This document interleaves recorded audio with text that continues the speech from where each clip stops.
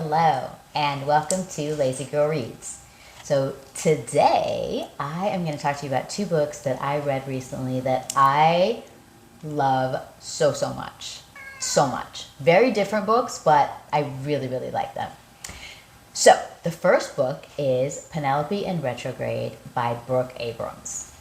This book was so fun. If you like snark and sarcasm and sass, this is a great book for you. If that is not really your sense of humor, you don't really find sarcasm, and we're going to have a guest join us on this episode, apparently.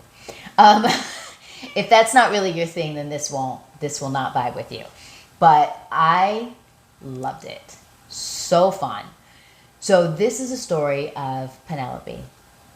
And she is a young woman who is coming to her family's home for Thanksgiving. So it's that vibe, right? Her family lives in Coronado. That's where she grew up. I love San Diego. I love everything about San Diego. So that also was fun for me to kind of go back, revisit some of those locations and places that they talk a little bit about in the book. So that was a good time. From pretty much the minute that she lands at the San Diego airport, it is a shit show. But it's hilarious. Like, the shit show is hilarious. Her personality, her level of snark is top tier. So I loved Penelope. Like, Penelope and I could go get a coffee. Like, she was so fun. So she's going home. Mom, dad, her twin sister, Phoebe, Phoebe's fiance, Fiona, and Nana Rose. Can I just tell you how much I freaking love Nana Rose? Nana Rose is everything. Everything. So good. So there's also in the story Martin, who works for Penelope's dad, and he is there because her mother just cannot stop trying to set her up. And Smith, he plays a dual role. Smith is the across the street neighbor. They grew up together and were best friends.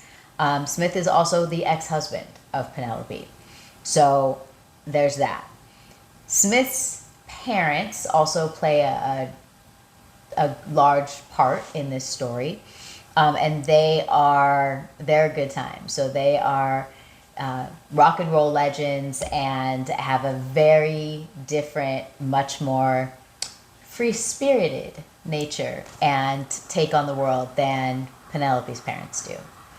So it's just a wild ride, but it is so fun. I was laughing so hard with this book. It was so great. And there's more to the story. There's underlying family dynamics and sister dynamics and, romantic dynamics and all kinds of things. So there's a lot going on. There's some very poignant moments. There's some very heartfelt moments.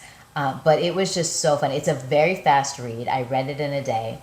It is so fun.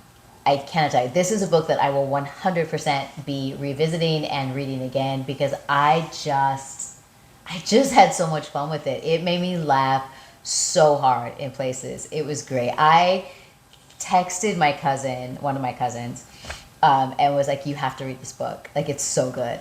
And my other cousin, who I do a lot of buddy reads with, it was the time difference didn't make it conducive to me texting her immediately. It would have been in the middle of the night for her. But today, I left her a message. I'm like, I read this book. You've got to read it. Like, it's just so fun. It's just a good time.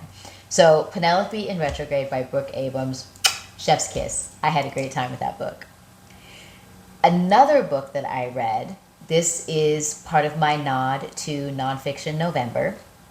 And I've said before that I am not going to do the whole month of nonfiction because that's just not who I am. That's not, I like fiction. I enjoy fiction. Majority of what I read is fiction.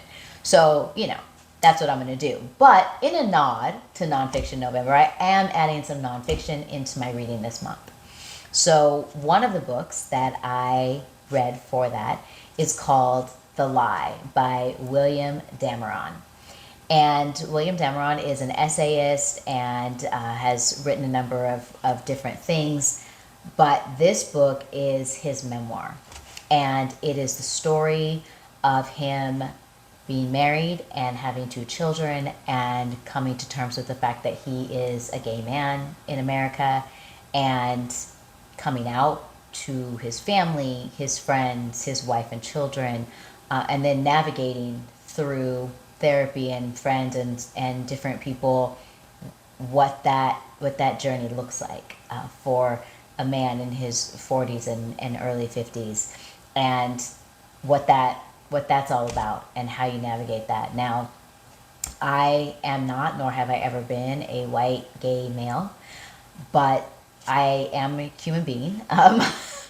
And so, I do have experience with empathy and compassion and love. I have loved and been loved. And so, while there are, I'm sure, nuances and aspects to this story that I can only relate to up to a certain point, and while I'm sure there are nuances and aspects of the story that went probably right over my head or that I just did not get, because I've never been a white gay male, but there are so many common threads of love and hope and trying to figure out who you are and who you want to be and how you navigate that and how you navigate the fact that the choices that you make as an adult impact the people around you. They impact the people that you love and their consequences to those choices, and sitting with that and accepting that and navigating that, because it doesn't mean that you don't make the choice. You still do. You still make those choices, and you get through it, and you come out the other side, hopefully better and stronger and smarter for having done it. So this is his story and how that went for him and what that looked like. And it's also, a story of hope and his love story with Paul, the man that he eventually marries. And so I really, really enjoyed this story. There are many poignant moments. There are some heartbreaking moments. There are moments that just made me so angry because people can be so just gratuitously mean, just unnecessarily cruel. And I'm aware of that. I've been around for a while. I'm a woman of a certain age. And so I get that. I understand that. But I still don't like it. I'm never going to like it. It still makes me angry when people are mean and cruel and hurtful just because they can be. And so but it's also, like I said, it's a message of hope and of love, and I loved where it landed. I love the way it ended. And I don't know, I just really, really enjoyed this story in terms of just the writing style. This was an audiobook for me. So this is one that I listened to, and the audiobook. Sorry, that was that was an unnecessary explanation. Anyway, this was an audiobook for me, and it was paced really well. I didn't feel like it was dragging. I didn't feel like it was staying in those tragic, hurtful, heartbreaking moments longer than necessary. But I also didn't feel like it avoided them either. There's a lot that goes into a story like this.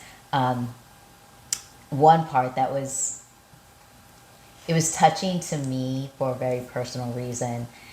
There's a part in the story where Bill creates a pseudo online persona, and he names that person Bob Anderson. And I had a friend years ago named Bob Anderson, and he was such a wonderful, wonderful man, and uh, I loved him. He was a great guy, and he would love this story. And it's not the same, but in many ways, events in his life um, and in his husband's life would have resonated, I guess, with some of the events and the things that took place in Bill's life.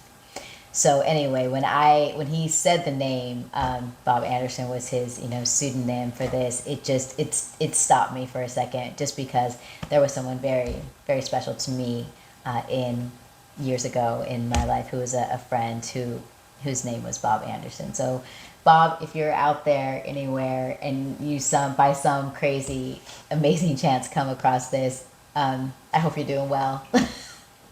You're a great guy. You really are. Anyway, back to the book. So, The Lie by William Dameron is my first nonfiction book for the month of Non-Fiction-November. Or I guess it's not the month. Well, I'm going to call it the month. It's the month of November, but the nod to Non-Fiction-November. You get it. You understand what I mean. You know.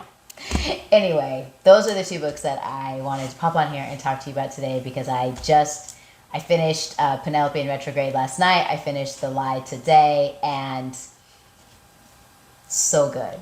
Such a good time. I really, really enjoyed these books. I recommend these books. If they sound like something that's up your alley genre-wise, they were a good time in very different ways, very different stories, very different journeys, but so good. Really, really good. So anyway, thank you for hanging out with me on Lazy Girl Reads. I appreciate you being here. Thank you for hanging out with the kitty, because she also has decided that she's going to be part of BookTube.